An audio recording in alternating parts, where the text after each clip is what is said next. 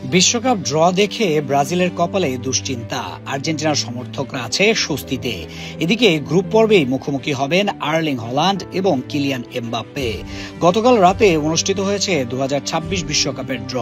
2 ঘন্টারও বেশি সময় ধরে চলা আয়োজনে একে একে বেরিয়ে আসে 48 দলের ভাগ্য। শেষ পর্যন্ত স্পষ্ট হয় বর্তমান চ্যাম্পিয়ন আর্জেন্টিনা ও 5 বারের বিশ্বজয়ী ব্রাজিল। 2 দলই তুলনামূলক সহজ গ্রুপে জায়গা পেয়েছে। অন্যদিকে ইংল্যান্ড ও ক্রোয়েশিয়া জুটি পড়েছে সবচেয়ে কঠিন ও আলোচিত গ্রুপে। এছাড়া ফ্রান্স ও নরওয়ের গ্রুপটাও আছে আলোচনায়। ড্রয়ের শুরুটা ছিল আয়োজক 3 দেশ নিয়ে। কানাডা, মেক্সিকো ও যুক্তরাষ্ট্রের রাষ্ট্রপ্রধানরা প্রথম 3 পট থেকে নিজেদের দেশের বল তোলেন। এরপর 1 নাম্বার পট থেকে প্রথম দল হিসেবে ওঠে ব্রাজিল। ব্রাজিলের গ্রুপটা দেখে স্বস্তিতে নেই সেলেসাও সমর্থকরা। মরক্কো, স্কটল্যান্ড ও হাইতি আছে ব্রাজিলের সাথে। 3 দলের কাউকেই কাগজে কলমে ব্রাজিলের সমকক্ষ বলা যায় না।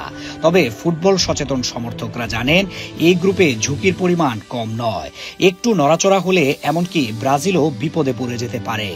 বিশেষ করে তাদের প্রথম ম্যাচ মরক্কোর বিপক্ষে, যারা গত আসরেই সেমিফাইনাল খেলেছিল। সর্বশেষ ফ্রেন্ডলি ম্যাচে ব্রাজিলকে হারিয়েছে মরক্কো। সুতরাং বিশ্বকাপে ব্রাজিলের জয় পাওয়া সহজ হবে না। এদিকে স্কটল্যান্ডকেও একদম হালকাভাবে নেয়ার উপায় নেই।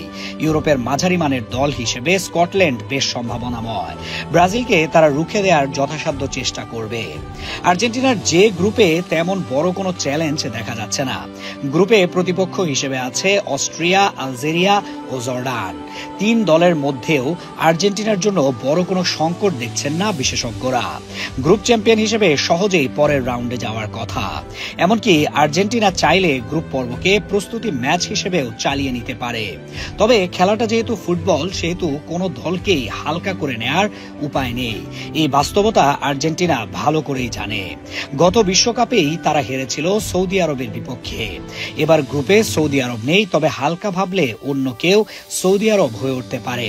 আর্জেন্টিনা ব্রাজিলের পাশাপাশি ফ্রান্সের গ্রুপ নিয়েও আলোচনা হচ্ছে। আর গ্রুপে ফ্রান্সের সাথে সেনেগাল এবং নরওয়ে, যারা প্রথম সারির দল নয় কিন্তু নিজেদের দিনে চমকে দেওয়ার ক্ষমতা রাখে। সেনেগাল বিশ্বকাপে আগেও অঘটন ঘটিয়েছে। আর নরওয়েতে আছেন আর্লিং হল্যান্ড।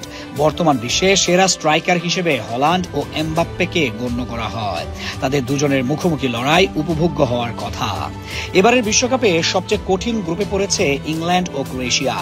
গ্রুপ এলে একসাথে আছে ইংল্যান্ড, ক্রোয়েশিয়া, ঘানা ও পানামা, যেখানে শক্তির হিসাবে 3 দল প্রায় কাছাকাছি।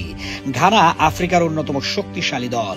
এদিকে ক্রোয়েশিয়া বিশ্বকাপে নিয়মিত ভালো করছে। ইংল্যান্ড প্রতিটা বিশ্বকাপে ফেভারিট থাকে কিন্তু জিততে পারে না। সব মিলিয়ে এই গ্রুপের লড়াই হবে বেশ কঠিন। সব মিলিয়ে 2026 বিশ্বকাপের ড্র ফুটবল ভক্তদের সামনে এনে দিয়েছে নানা সমীকরণ। ব্রাজিল বা আর্জেন্টিনার সমর্থকদের বড় কোনো দুশ্চিন্তা নেই। তবে আসল লড়াই শুরু হবে নকআউট পর্বে, যেখানে এক মুহূর্তের ভুলেই বদলে যেতে পারে সব হিসাব নিকাশ।